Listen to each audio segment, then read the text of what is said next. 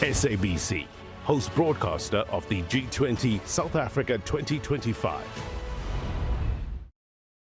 Mayor, the city faces challenges with revenue collection, and a significant amount of debt is owed to the municipality. And insofar as revenue collection is concerned, I think you were aiming for challenges with revenue collection, and a significant amount of debt is owed to the municipality. And I know that you had set out a target of around 4 billion rand per month, falling short, I think only collecting 3.3 billion rand. What impact does that have on service delivery? Yeah, first of all, let's recognize the recovery that we have managed to do since the new administration came in. We were able to pass a funded budget for the first time in 4 years, meaning that our budget comes with a surplus. Yes, the surplus is still quite a small margin compared to what we would want to have. But we have really recovered financially compared to previous years. And it's because of our revenue collection. And so in our revenue collection, there's a stretch target, which is the ideal, which is 4 billion per month.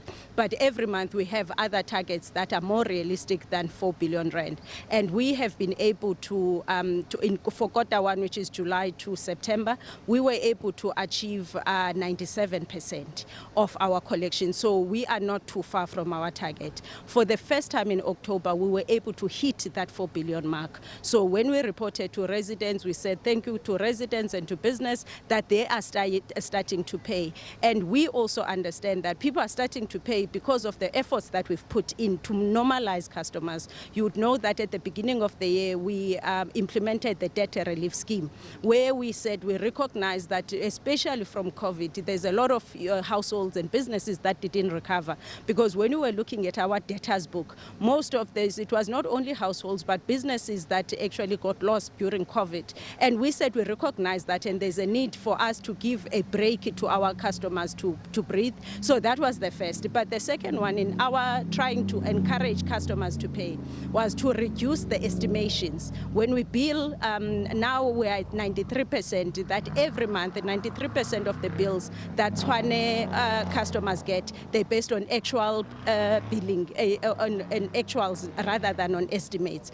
But more than that, we are delivering services to the people. We have more encouraged residents now who says, at least I see return on investment. And that's why you would have people paying over 4 billion rand in a month for the first time. It means that us spending money on service delivery and being in people's communities is starting to pay results. And we have not had a mixed message as the administration. We want to instill a culture of non-payment. Hence, we have so many disconnections of illegal connections, because we say, no, if other people are paying for the service, you pay for the service. If you can't pay for the service, get on the indigent register. But lately, what we have done for the month of November, we're giving a Black Friday bonanza, where we are saying to a customer, if you owe us, and you say you're in arrears, so you can come to the municipality, will waive 100% of your interest if you settle the principal debt. So that program is going until end of November. At the heart of that, we want to convert customers from being on our debtors book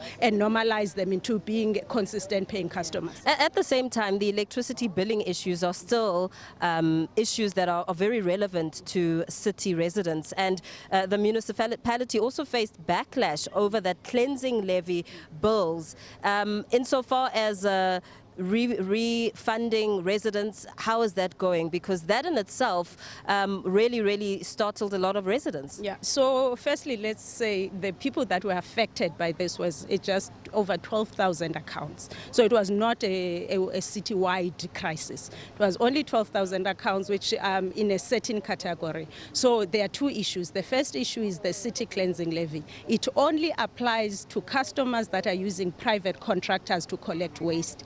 We've got a bylaw that was approved in 2016, which then allows us to charge the levy for the landfill sites as part of the value chain. So there's that one.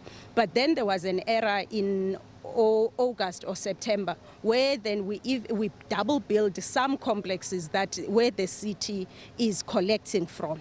So that's the double billing, but it doesn't affect a lot of customers. It's just those complexes. So the bills that they're gonna receive now in November, they will have the credit for the months that they'll be double billed. But on the side of the city cleansing levy, there is a question that we asked the courts which was not answered, which is, are we allowed to charge this levy?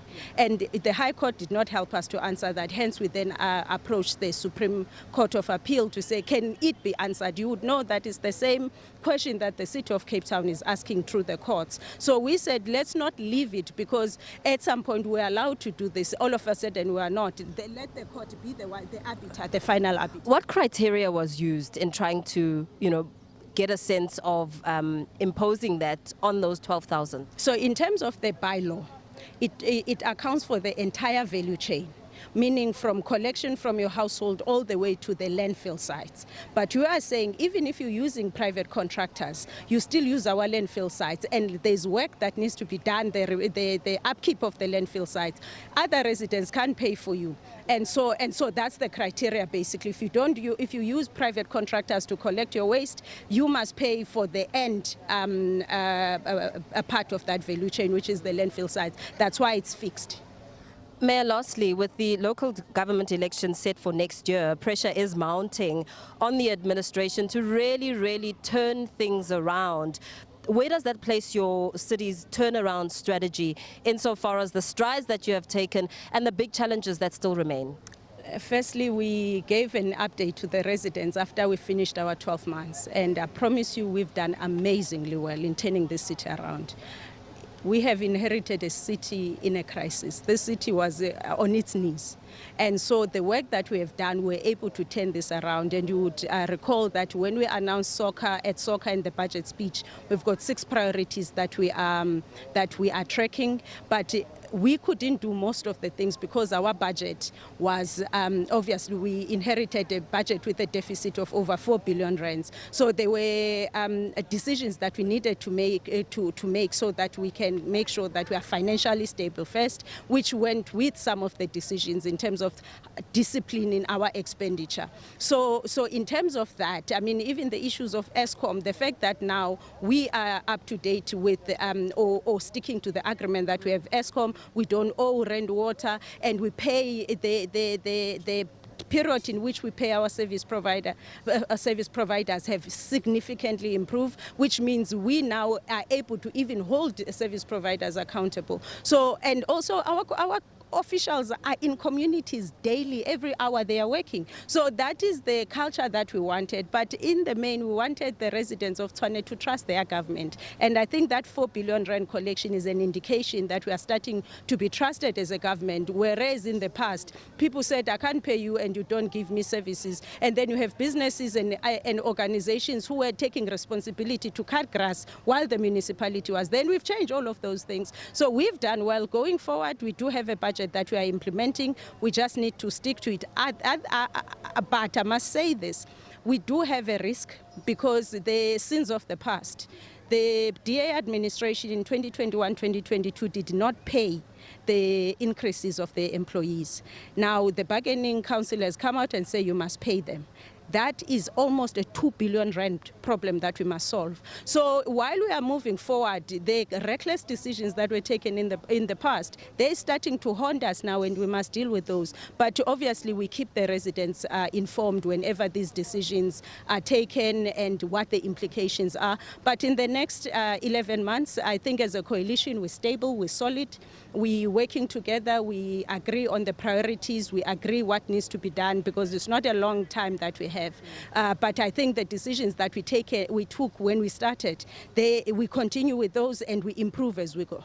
Only a few days away. The clock is ticking, the nuts and bolts in place as we get a sense of also some of the big issues that Tshwane residents face on a day-to-day. The water crisis, the electricity billing, the cleansing levy, and some of those major talking points.